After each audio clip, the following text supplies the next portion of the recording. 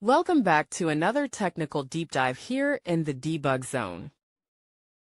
Today we're tackling a big question and breaking it down with insights from other users. Hopefully this clears up some misconceptions and helps you get the answer you need.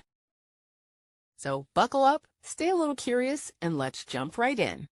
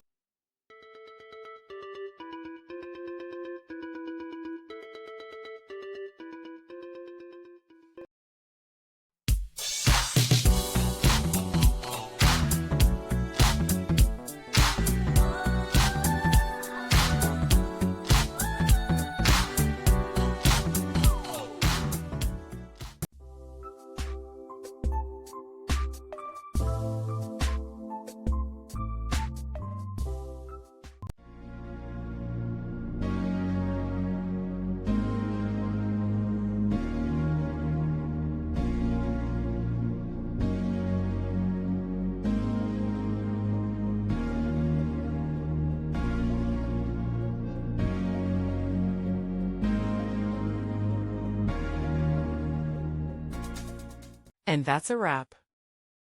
I hope you found the answer you were looking for. If you did, take a second to hit that subscribe button. It really helps out.